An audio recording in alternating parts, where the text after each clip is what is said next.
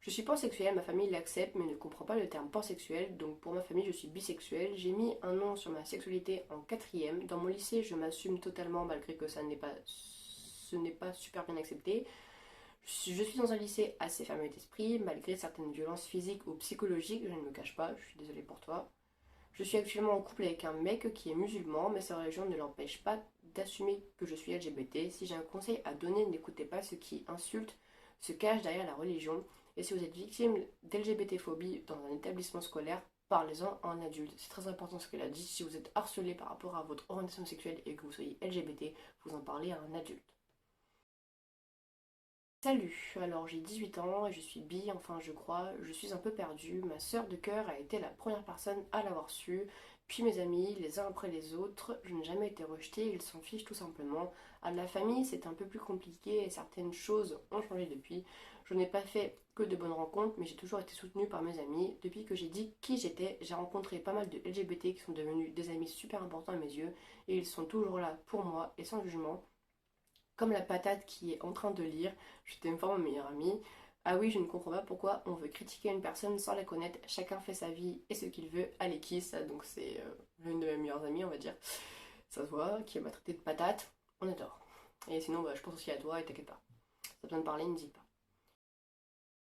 J'ai longuement hésité avant de t'envoyer mon témoignage, mais si ça peut en aider quelques-uns ou quelques-unes, j'ai toujours eu une certaine attirance pour les filles.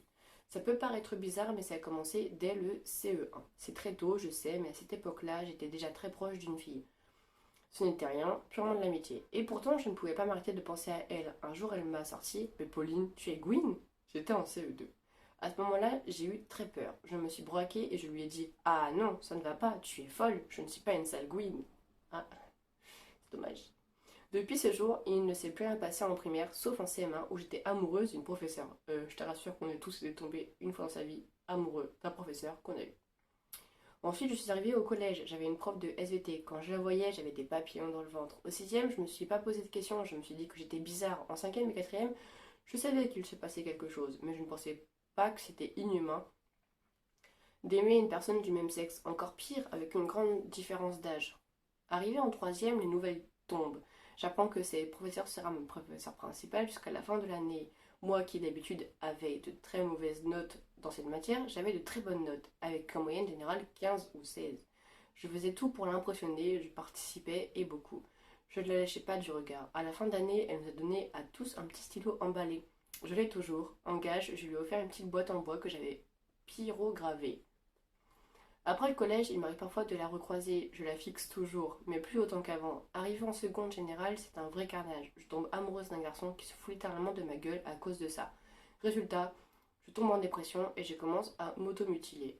Il ne faut pas faire ça, il ne faut pas se faire du mal pour une autre personne, s'il vous plaît, stop. T'as besoin de parler, je suis là.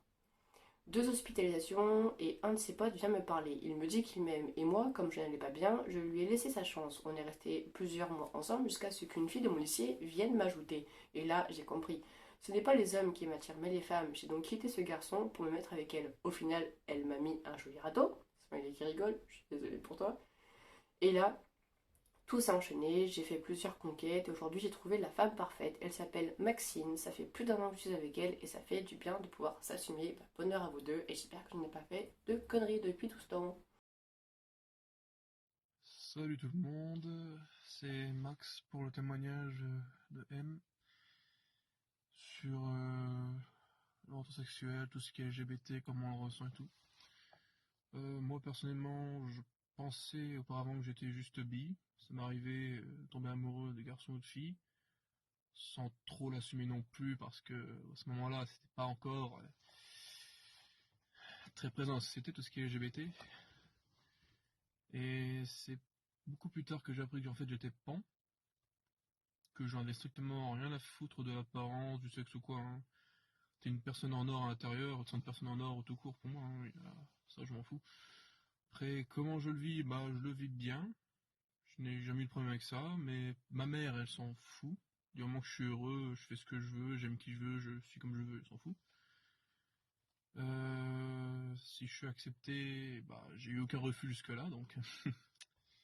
Tout va très bien, je pense. J'ai jamais eu de problème avec qui que ce soit. Rejet, non, non plus. J'ai jamais eu de rejet avec qui que ce soit, jamais eu d'insultes même.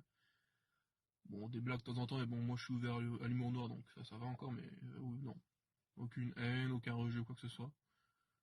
Je pense que dans ma zone, les gens, ils en ont absolument rien à foutre de comment tu t'habilles, qui tu aimes qui, ils s'en foutent. Après, la réaction des parents, où ils s'en foutent du moment que t'es heureux, ça je pense que c'est la meilleure réaction que tu pourrais avoir, donc je souhaite à ceux qui n'ont pas encore fait un coming out d'avoir ce genre de réaction. Voilà, tout va bien, donc je n'ai pas grand chose à dire. Voilà, bon bah sur ce, bonne journée, bonne soirée à vous, et bon courage à vous dans ce que vous faites, etc. Ciao. Ah bah j'ai fait mon coming out à 18 ans dans le concert d'Indochine car on m'a posé des questions sur les garçons et moi j'ai dit que j'ai rencontré une fille. Et elle m'a fait un câlin et m'a dit je t'aime. Et le reste de la famille le comprend bien, seuls mes grands-parents et mon père ne le savent pas. C'est déjà bien. Après les grands-parents, c'est une autre génération, c'est normal. Je suis lesbienne, j'ai fait mon coming out à 35 ans. Mes enfants ont bien réagi, mes amis ont été plus jugeants, ils l'ont pas tous accepté. Comme je l'ai dit, je leur ai présenté ma petite amie, mes enfants ont tous de suite accepté dans la famille. Il y a toujours des personnes qui critiquent ou qui jugent ou qui n'acceptent pas, mais restez vous-même. Ça, j'adore les témoignages des personnes plus âgées, ça montre qu'il y a de l'espoir. Je suis gay, je suis père de 3 enfants, j'ai fait mon coming out à 45 ans, j'ai 2 enfants qui l'ont bien accepté et ont bien accepté mon copain. Ma famille l'a bien accepté, mais ceux qui n'ont pas accepté, c'est l'âge que j'ai. C'est-à-dire le faire un coming out aussi tard, c'est voilà, ça qui l'ont dérangé. Je m'appelle Luce ou Liam et j'ai 17 ans. Perso, mon coming out gender fluid s'est bien passé. J'ai découvert le terme de gender fluid en quatrième et c'est à partir de là que j'ai enfin compris que je ressentais depuis que j'étais tout petit. J'ai attendu jusqu'en première pour en faire part à mes amis. Quand je leur ai dit, tout le monde l'a accepté. De plus, je leur ai demandé de me nommer tant par mon prénom de naissance Luce que par mon prénom masculin que je m'étais choisi Liam. Et elles ont accepté, mais m'ont prévenu que ça allait être dur pour eux. C'est pas pour être méchant, mais Luce, c'est un super beau prénom aussi, hein. Une amie est venue me demander si ça me dérangeait que, pour s'habituer à mon nouveau prénom Liam, une fois, c'est un mix des deux et m'appelle Luciam. Bien sûr, j'ai accepté et je me sens très bien avec le nom qu'elle m'a donné. Je n'ai pas encore fait mon coming out à mon père et ma mère ne comprend pas très bien. Et ma plus grande fierté est de voir que ma mère commence à me genrer aussi au masculin, sans eux. Ma plus grande fierté est de voir que ma mère commence à me genrer aussi au masculin sans en prendre conscience. Ce qui veut dire qu'elle prend peu à peu conscience que je ne suis pas seulement une fille. Je n'ai pas de dysphorie corporelle, j'ai un corps très androgyne et une poitrine plate, l'heure de poitrine qu'on a quand on a 10 ans. C'est vrai que c'est pratique. Et je me sens donc très bien. Récemment encore, en entrant dans un magasin, on m'a appelé Monsieur. T'as de la chance. Cela me procure beaucoup de joie parce que le fait d'être reconnu aussi en masculin est légitime le fait que je sois non-binaire, gender fluid. Je n'ai pas souvent reçu de commentaires haineux, mais les rares fois où c'est arrivé, j'ai eu très mal. Heureusement, mes amis étaient là pour m'aider. Plus tard, je ne pense pas prendre d'hormones, je pense que ce ne serait pas une bonne idée parce que j'ai déjà de gros problèmes d'hormones, ni faire d'opération car je ne ressens pas le besoin, mais bon, on verra bien plus tard. Je sais que pour beaucoup, être accepté si facilement ce n'est pas le cas, mais je vous souhaite d'être accepté comme vous êtes. Courage à toutes, EXS. Si vous voulez venir discuter avec moi en privé, il n'y a pas de souci, cela me fera plaisir. Donc c'est Luciam, son Insta c'est @1.radis, je vous mettrai là. Salut tout le monde, je m'appelle Eden, j'ai 18 ans et je suis lesbienne. Si aujourd'hui je vous fais ce petit témoignage, c'est pour vous dire que dans tous les cas, il faut rester fort et assumer qui nous sommes et ne jamais se cacher. J'ai fait mon coming out auprès de mes amies il y a 2 ans, à peu près, et elles l'ont très très bien pris, parce que de toute façon, elles s'en doutaient fortement. Un an après, j'ai l'ai fait auprès de ma famille, petit à petit.